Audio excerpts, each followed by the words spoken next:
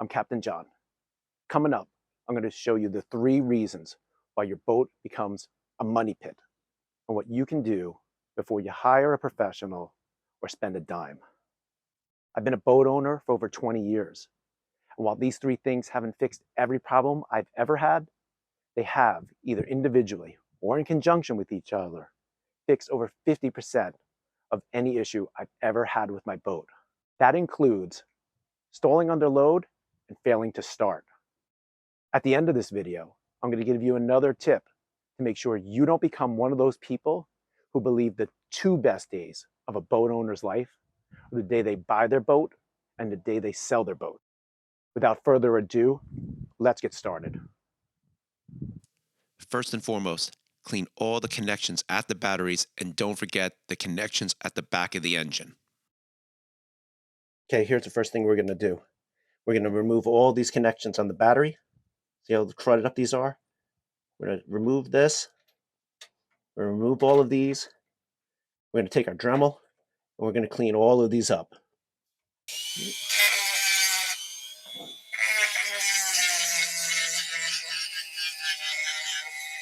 Okay, what you want is all nice clean copper on here.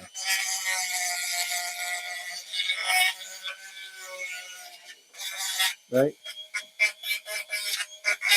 I've had plenty of times when my boat was cutting in and out. I checked the voltage going to the fuel pump, and guess what? It was bouncing all over the place between 10 and 14 volts. You know, some mechanics would be like, oh, you got fuel starvation, your fuel pump's going. You know, before you replace your fuel pump, make sure you got good voltage going through it. And a good mechanic would check that. And he'd check all these terminals too. But it doesn't take a rocket scientist to take all the connections off of your battery. Get a Dremel or a piece of sandpaper, even a scouring pad. Don't have soap on it, to clean these all up. Right?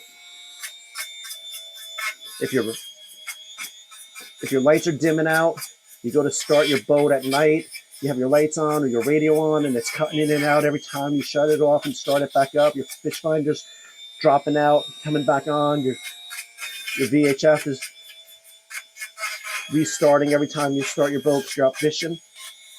Take all these connections off, clean them all up. Also, on the back of the boat, follow this yellow lead all the way to the back of the block. And there's going to be a nut on there. If it's a Merc Cruiser, I think it's probably a 5/8. Mercury loves 5/8. Almost everything on a Merc Cruiser is a 5/8.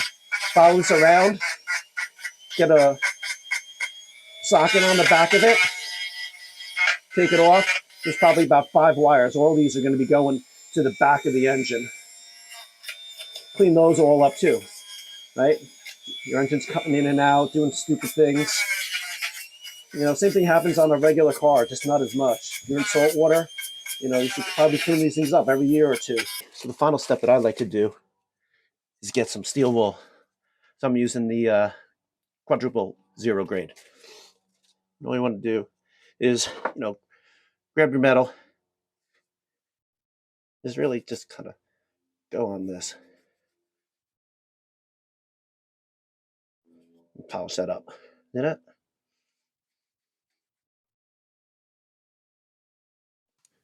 Next, drain the fuel water separator and check for water and contaminants. Next thing to check. Fuel filter. Remember, righty tighty, lefty loosey, just like you're doing a light bulb.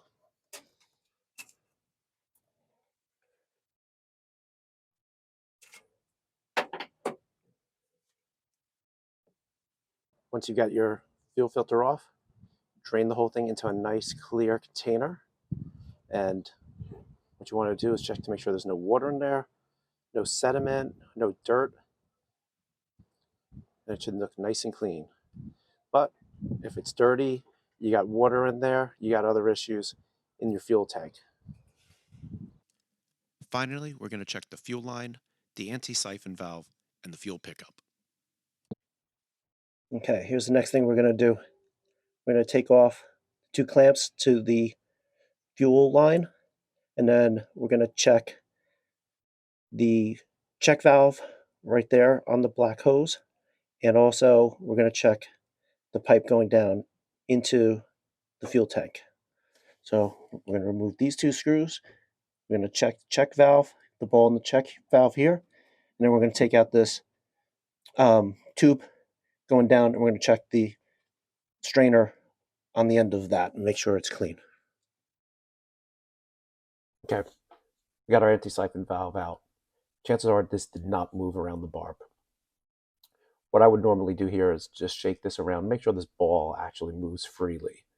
Okay, and you should be able to hear it rattling around in there. If it isn't rattling, then the spring is probably stuck and you might need to replace this. I've heard people say, just knock this ball out of here. If a mechanic or someone tells you to knock that ball out of there, don't use that mechanic and don't take that advice.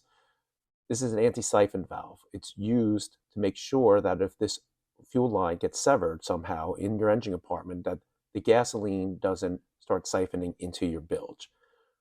If you want, you can spray some cleaner in there just to make sure that it's lubricated well and it gets any dirt or grime freed from in there if you don't want to actually change this thing out.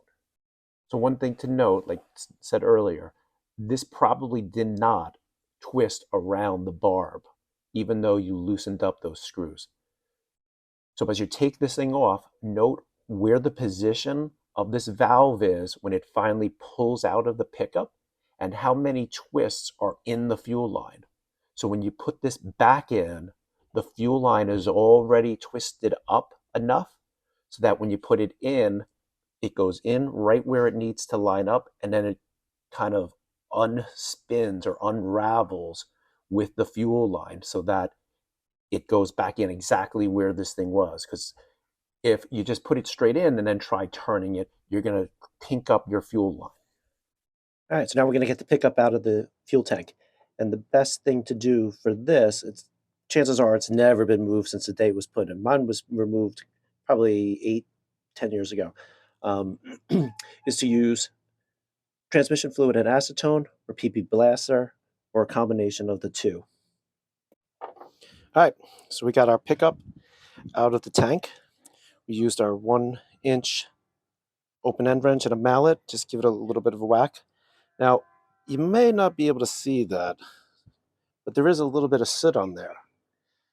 So all you're going to do to confirm this is just kind of blow onto this or through it.